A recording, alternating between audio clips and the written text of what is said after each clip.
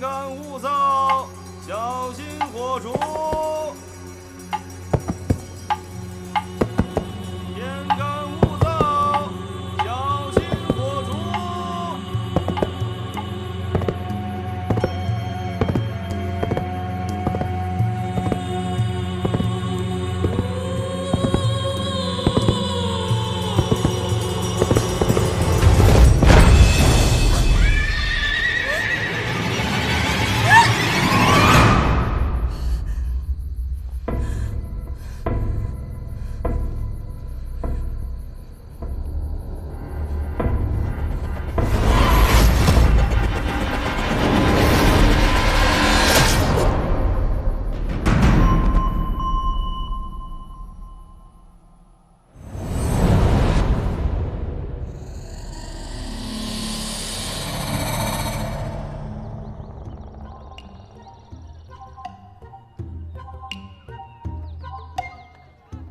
哎，四娘，生意太好，你悠着点接客，空房都快没了。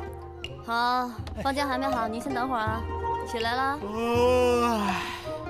呀，四娘，你昨晚烧高香了？怎么这么多客人？哼，以我四娘的姿色，自然有人慕名而来。我还需要烧高香吗？哎呦，掌柜的，您哪来的自信啊？嘿嘿。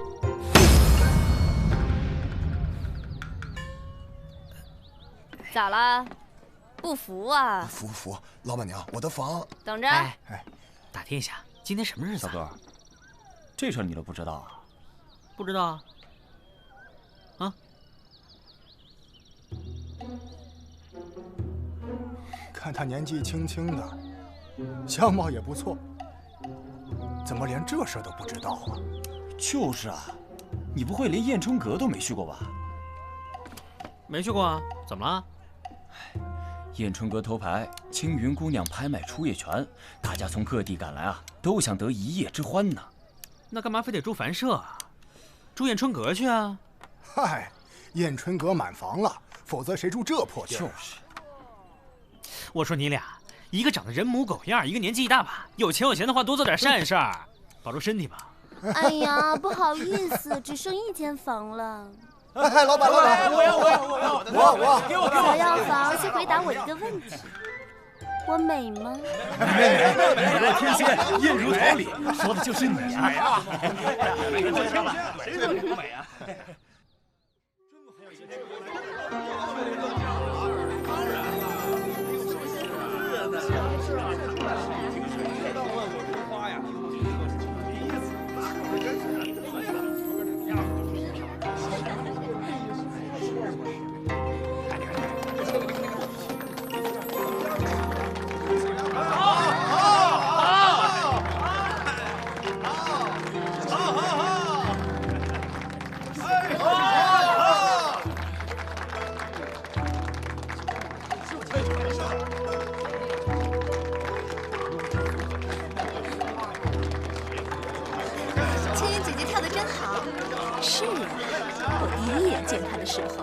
就知道他一定可以。您看那是不是唐公子啊？是，早就听说青云姐姐和唐公子的关系不一般。这要是让柳娘知道了，放心，柳娘我已经叫人看起来了。柳娘性子要强，万一闹起的话，哼，咱们燕春阁的姑娘哪个不是狠角色呀？风水轮流转嘛，唐公子弃了柳娘，看上他，也不足为奇。别的不说，光是年纪，柳娘就被甩下好几条街。要不然这头牌的位置，如今怎么会是青云的？男人嘛，都是见一个爱一个的。不过今天还是得按规矩来，也算是考验考验这唐公子对青云到底有多喜欢。怎么考验？哎呀，你傻呀！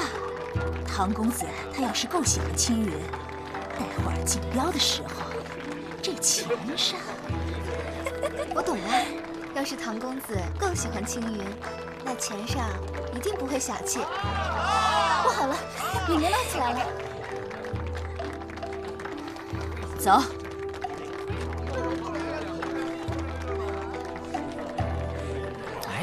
你怎么就不明白呢？拍卖初夜呢，就意味着炫富，炫富就意味着打赏，打赏呢就意味着发财。你不想发财吗？对哦，蹲下。那来吧。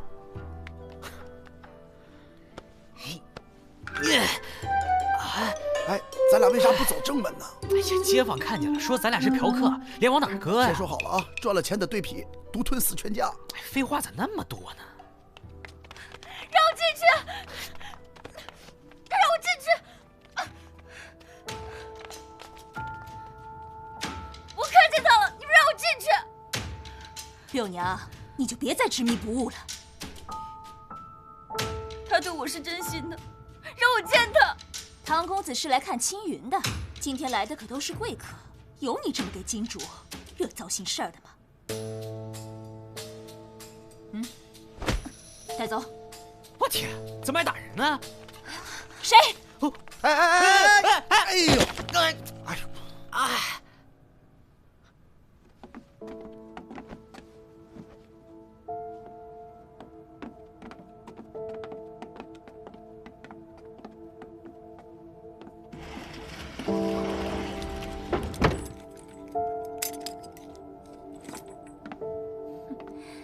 暂且让他在这儿待着吧，过了今天，让他滚。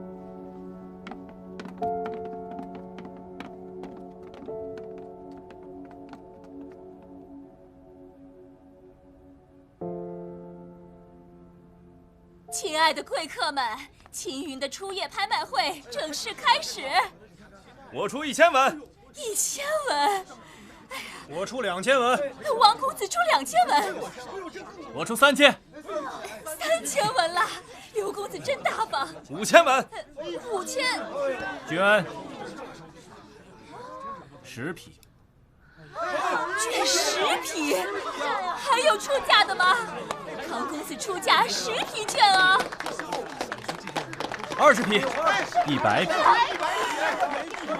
唐公子券100匹，还有出价的没有？在跟本公子叫板吗？哎，算了，人家可是唐家公子。恭喜唐公子！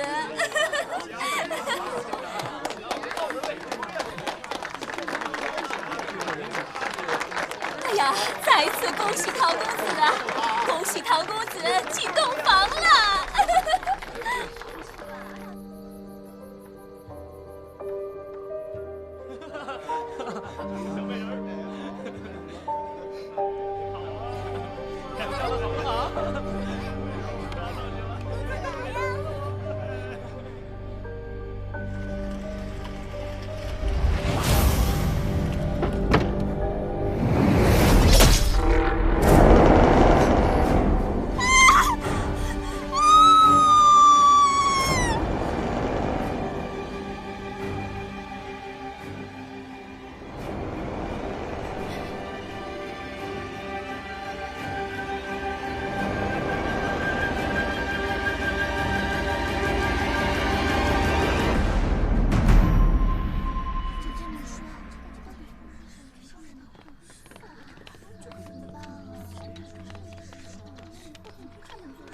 李少卿，尸体呢？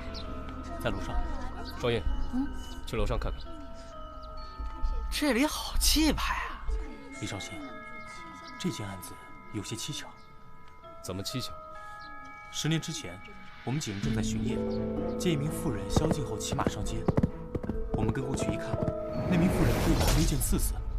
事后得知，她是铸剑师郑世杰之妻。据说，郑世杰铸成宝剑之后，忽然暴毙。在那之后，其妻女也先后死于非命。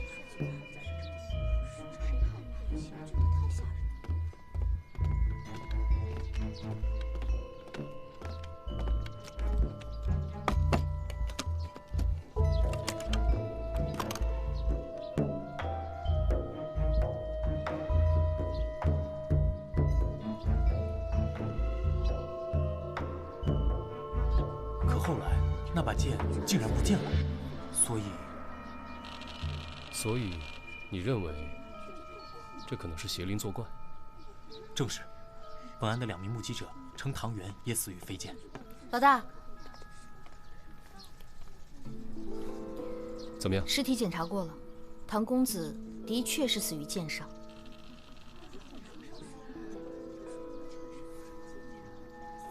萨摩，你觉得？萨摩，萨摩多罗。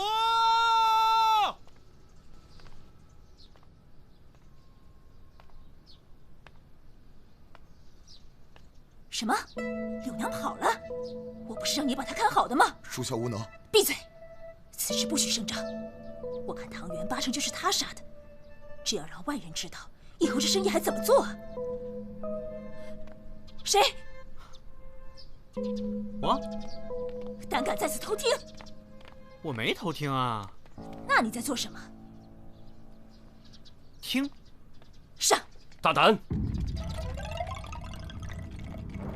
大理寺办案。官人别误会呀。方才我确实是提到了柳娘杀人，但也只是猜测，并无证据。那柳娘现在人在哪？跑了。找到她。是。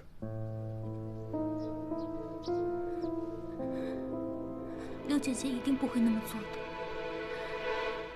我从小跟着她长大，她是连蚂蚁都不忍心踩的人，怎么可能杀害唐公子呢？你既然知道她爱慕唐公子，你还……男女之事，谁说得准呢？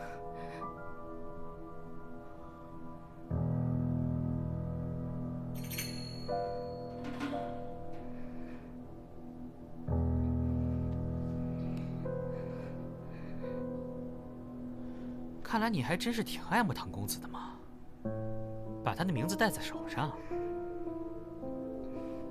宁见笑。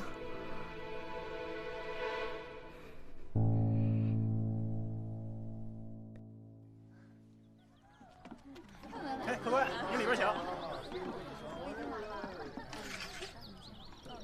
来，李兄，来，我们喝一个啊。这剑怎么看，也就是把普通的剑啊。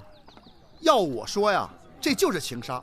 那燕春阁的老鸨说得很清楚，这一开始啊是柳娘跟唐公子好，后来呢唐公子变心，柳娘由爱生恨，悲从中来，一剑刺死了唐公子。那你说说看，这柳娘是怎么让剑悬空刺死唐公子的？难道是她召唤出了剑灵？绝无可能。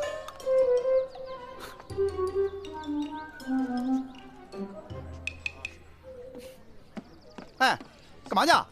我要再去看看青云姑娘的房间。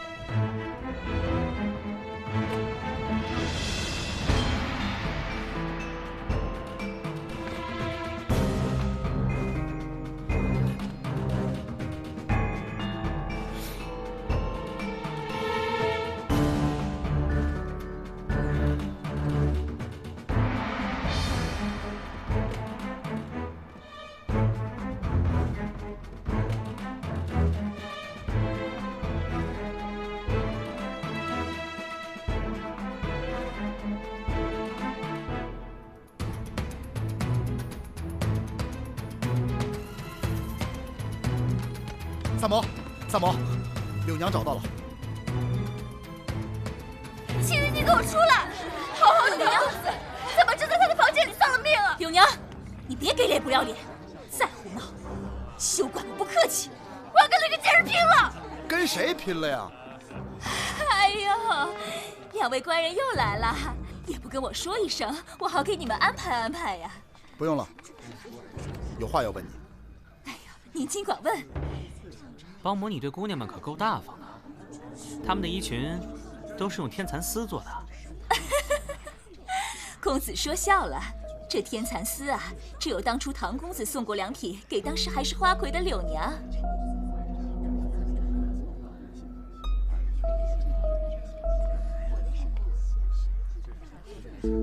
柳娘，事到如今，你还不认罪吗？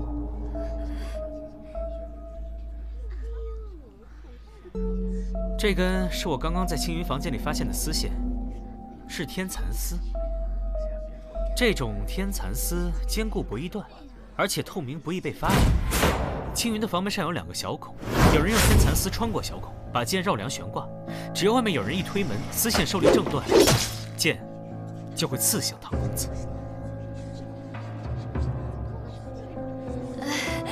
这也不能说明就是柳娘杀了人呐。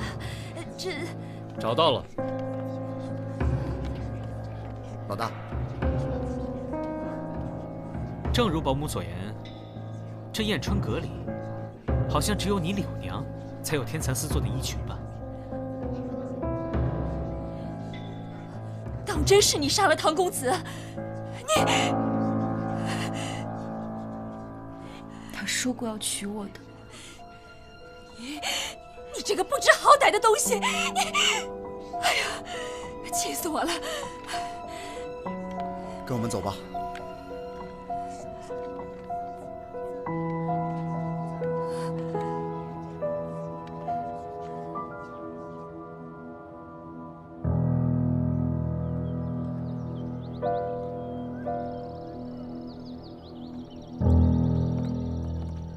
想不到这个柳娘啊，还是个情种。她为了个男人，不对。怎么不对？哎，老大，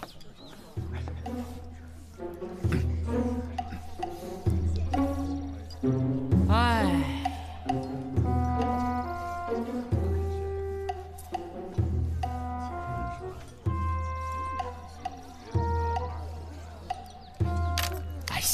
贪钱多俗啊！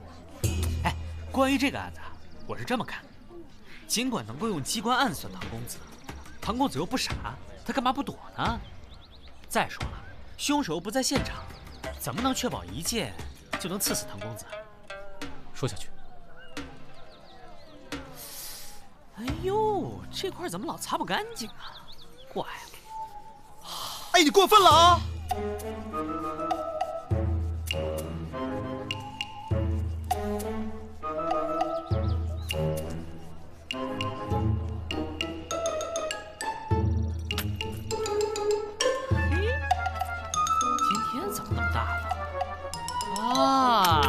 你会不会是看上柳娘了？依我看，她都已经认罪了，没有必要再追究嘛。哎，本着对每一个生命都负责的态度，查，使劲查。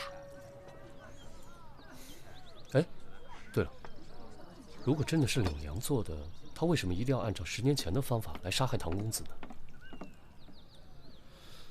难道咱们抓错人了？我现在就回大理寺，让他们把人放了。等等，不行，现在是柳娘自己认的罪，没找到真凶前，不能轻易把他放出来。依我看嘛，我们还得先从那把剑入手。这就是你们铺子里面全部的布样了吗？啊，是。行，我再看看。哟，哎，老板啊，这家店以前是铸剑铺吧？两位官人，还是请你们离开吧。啊，我们是大理寺的，请你配合调查。老板，你也别怕，我们啊就随便问几个问题。两位官人是不知道啊，当初我盘下这家店，是费了很大功夫啊。盘下了之后才知道，这里原来横死过一家3口人。你对那一家3口了解吗？只听说那对夫妻是有名的铸剑师，向来是乐善好施，平素也没听说得罪过谁呀。恐怕是得罪了剑灵，才遭致横祸呀。剑灵？是这个吗？哎，不是，这就是当时那把剑哦。离我远点。天灵，怎么？我老王从来没做过什么亏心事啊。我再问最后一个问题：周围店铺有没有与当时这对夫妇比较相熟的？难了，连花儿都一天一个样，就别说这长安城里的铺子了，您明天来看到这一条街都换了新铺子，哎，那都不稀奇呀。走，哎，去唐公子府上看看。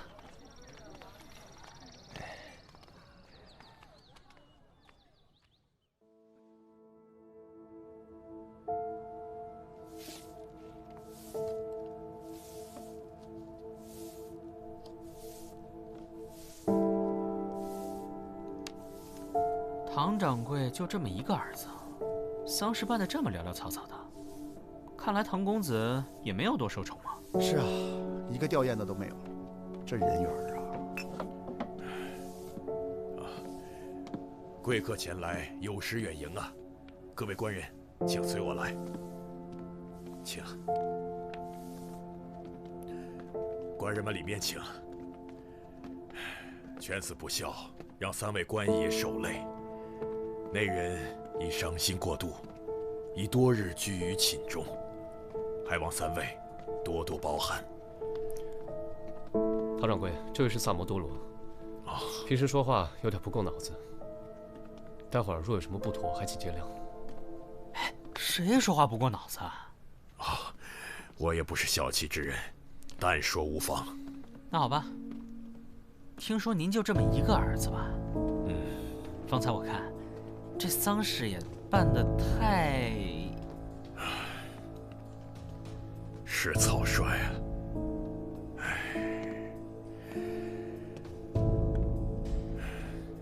说出来都丢人呐！我这犬子竟然在那种地方丧命啊！家门不幸啊，怎么生出这么个孽子啊？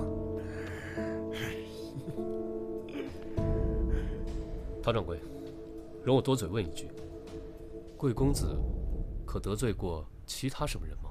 哎，他整日一副吊儿郎当的样子，恐怕早已招惹了不少人。我看呢，就算他不是被那妓女所杀，早早晚晚也会死于非命啊！依我看，他就是活该呀！哎，不提了，不提了。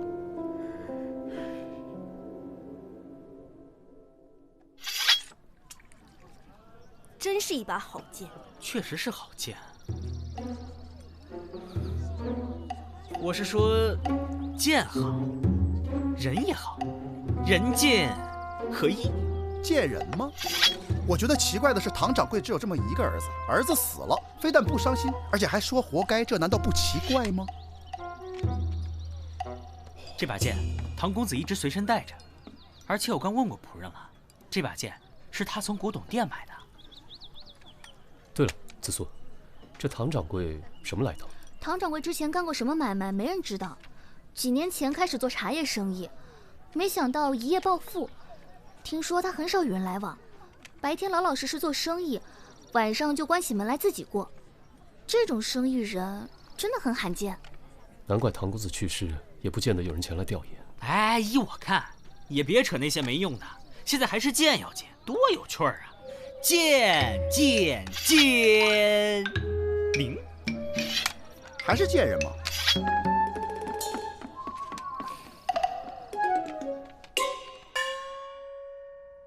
这把剑虽然是我卖给唐公子的，但他的死真的跟我一点关系都没有啊！老板，不是我要为难你，只是唐公子的仆人说，这把剑就是在你这儿花了大价钱买的，但这剑是10年前一件命案的凶器。那我想问你，那这剑怎么就还当成古董卖了？哎呦，几位官爷也不是不知道，现在生意难做。当年我刚开这个店，有个人拿着剑来卖，一试，这剑吹毛断发，锋利无比，我当场就收了。可谁知道那天唐公子来，一眼就看上了这把剑，说是要买给他喜欢的姑娘，我就高价转给他了。什么？你说是给喜欢的姑娘？对，这唐公子是谁呀？长安城唐掌柜的独生子呀。我问你，那把剑是谁卖的？是个官差，听说退职还乡啊。看来是10年前的案子的衙差了。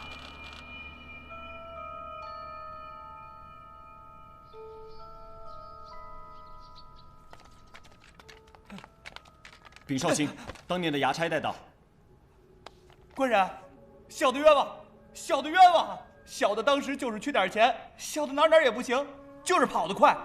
那天我第一个赶到案发现场，但是当我到的时候，那妇人已经躺在地上了。小的一时财迷心窍，才将这剑偷偷地藏了起来。也就是说，根本没有什么剑悬空刺死那妇人之事。啊！小的该死，小的该死！当时我看见那妇人胸口插着剑，四下无人，必是鬼神。我一说剑灵杀人，大家全都慌了，吓得六神无主。我这才得空，把剑藏起来带走。原来你就是罪魁祸首，侵吞私财，散播谣言，该当何罪？官人饶命！官人饶命！饶命啊！官人，小的也是被人所惑。之前我见过那剑，有人告诉我剑里藏着剑灵，否则见了死人，我也不会往那儿想啊。我问你，告诉你说剑里有剑灵的人是谁？是铸剑师郑氏的他们家伙计，好像叫阿全。阿全？10年前正是一家3口的灭门案。哎，还请紫苏姑娘帮忙查一查，看看伙计里面有没有一个叫阿全的，他的全名是啥？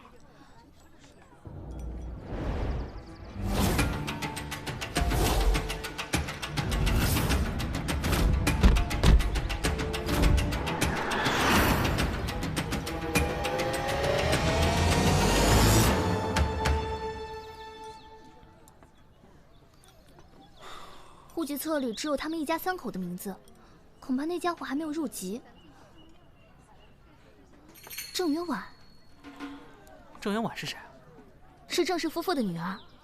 她要是没死的话，差不多跟双叶一样大。唉，忽然觉得好闷呐。三炮，咱叫上李治去趟唐掌柜家吧。他不是说要请咱们喝好茶吗？人家只是跟你客气客气，你还真当真了。哎，我这人就是什么事都当真。哼，走着。唐掌柜，我们仨没打招呼就到贵府，给您添麻烦了啊。上次没招待好各位，这次也算是赔礼道歉啊。唐掌柜，我听人说啊，您现在也算是长安城里的大户，却鲜少与人交际。为什么？我猜，应该您是生性内敛，不善交际，对不对？看来你是很了解老夫啊。唐掌柜，您做茶叶生意，差不多也10年了吧？是啊。10年前，你是做什么的？一介农夫。哦。10年前，您可曾认识一对铸剑的郑氏夫妇？不曾认识。哦，那我一定是猜错了。您手心的粗茧，以及肩膀上的肌肉，原来是耕田所致。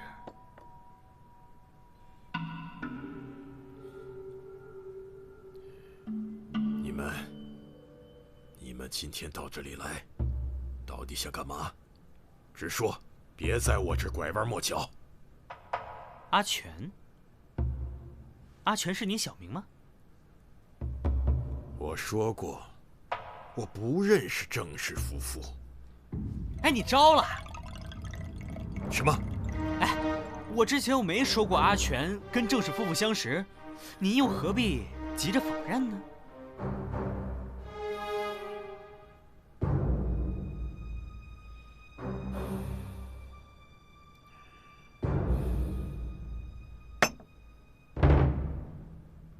对，是我杀了他们。哦，可是当年我没有偷钱呐。我给他们干了那么多年，就因为少10文钱，他们就怀疑到我身上。当年我拜师学艺，他们口口声声说要教会我铸剑之术啊，可就是为了10文钱呐！从此就对我冷眼相待，非打即骂，只让我做些粗活。我偷偷铸出那把宝剑，他竟想让我把它毁了。毁我心血者，我必毁之。唐掌柜，跟我们走一趟吧。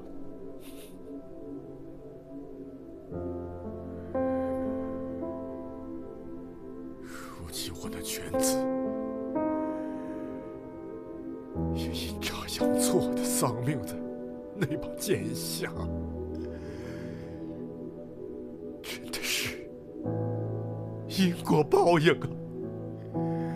是剑灵的诅咒啊！的意思是，你儿子不是你杀的？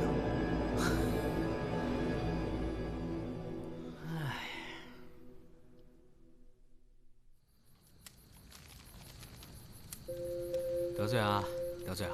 我给你烧钱了，待会儿要是见面了，你可别咬我。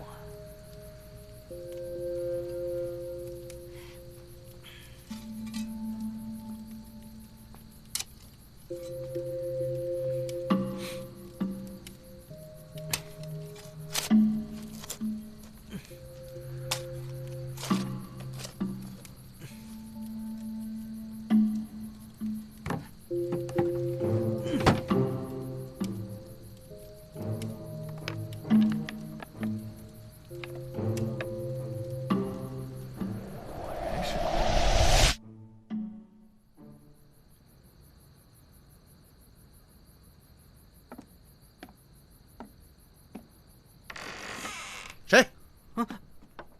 干嘛呀？半夜吓唬人！你知道宵禁已经过了吗？知道我有多担心你吗？不是有李少卿罩着我吗？天子犯法都与庶民同罪，何况你个无名小卒？哎，真是人情冷暖呐！我做这些可都是为了查案，天知地知，我知，我知。别卖关子了，知道什么就赶紧说。不都说郑氏一家3口都死了吗？可是呢，小女儿没死。你是怎么知道的？因为那个棺材里面是空的。你刨了人家的坟呢？说什么呢？这么难听！查案需要，查案需要。哎，不，你这也太下三滥了吧！我回来喽。哎，我说双叶，哎，大晚上的瞎跑什么呢？他叫我去的。这么晚，你去哪儿了？萨摩让我潜入唐府灵堂，再仔细查验唐公子的身子。你这胆儿也太大了！哎，你要不要也死一回，让我看看你的小身板啊？不用，谢谢。哎，行了行了，别废话了。查得怎么样？我仔细检查了唐公子的尸体，剑伤是没错，不过我发现一个伤口被插入了2次，而且应该是同一把剑所为。哦，还有第2件应该是唐元死后才补的。你的意思是，唐公子在青云姑娘和侍女进屋前就已经死了？那这唐公子到底是谁杀的呢？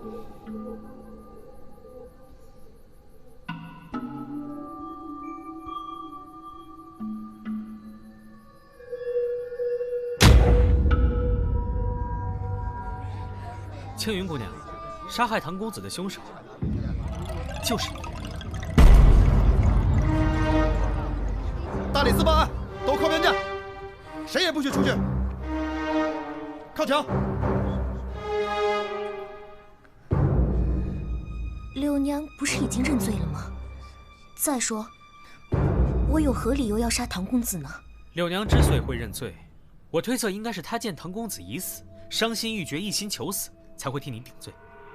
这不过是你的推测而已，难道仅凭推测，你就可以定我的罪吗？我能否看看你手腕上那个镯子？妇人之物，不便与男子细看。依我看，不是不便交与我看，而是根本取不下来吧。把你的右手抬起来。快点！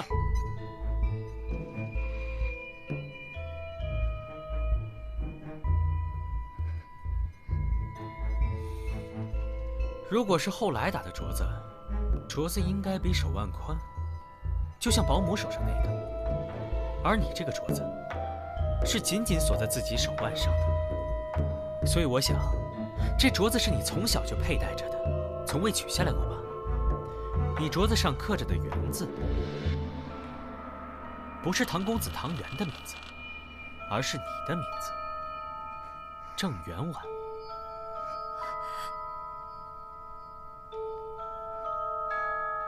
当年你父母被唐公子的父亲唐一恒杀害，你为了替父母复仇，才设计谋杀了唐公子。但是当时，侍女是陪同我一起回屋的，和我一起看到了唐公子被刺死。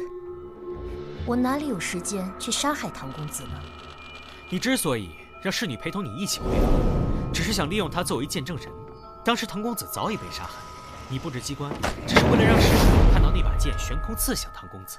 随后，你让侍女出去叫人，再利用此刻将剑插回伤口，造成飞剑刺死唐公子的假象。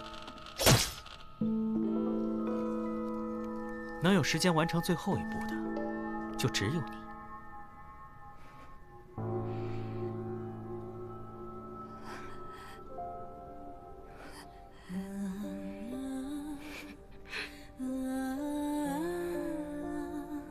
当年我爹死后，我娘知道阿全会追杀我们，就安排二姑和姑父当着阿全的面，假装把我埋了。造的什么孽呀！行了，快埋吧，他在后面看着呢。畜生！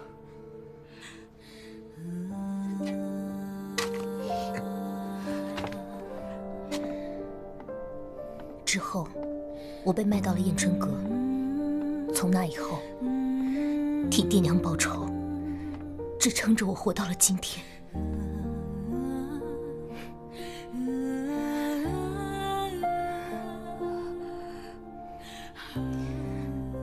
代我向刘姐姐赔个不是。虽然我也不指望她能够原谅我。